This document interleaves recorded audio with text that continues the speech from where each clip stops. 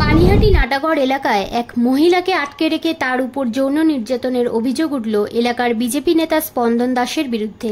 টালিগঞ্জের বাসিন্দা ওই মহিলাকে বাড়িতে আয়ার কাজ করার জন্য নিয়ে আসে বিজেপি নেতা, আর বাড়িতে নিয়ে এসে তারপর থেকে সারা রাত ধরে চলে যৌন নির্যাতন।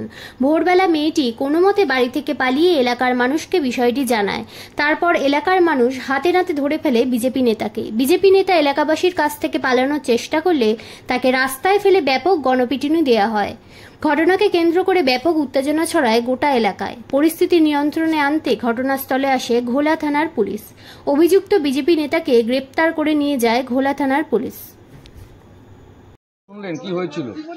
আর এলাকায় বিজেপি রেপ করে বেড়াচ্ছে। আবার কি হয়েছিল মানে বিজেপি লোক রেপ করে বেড়াচ্ছে। টালিগঞ্জ থেকে মেয়ে নিয়ে এসছে, একটা নার্সকে তুলে নিয়ে এসছে। সেই নার্স এসে কমপ্লেন করলো। আচ্ছা, নার্সকে সারা রাত ধরে মলিস্ট করেছে, রেপ করেছে। কি শাস্তি হওয়া উচিত?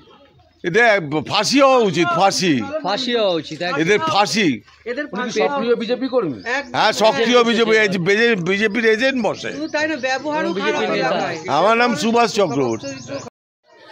ঘটনাটা হয়েছিল যেটা মেয়েটার মুখ থেকে শুনলাম, মেয়েটা অত্যন্ত ভদ্র বাড়ির মেয়ে, পেটের দায়ে হয়তো কাজ করতে এসেছে।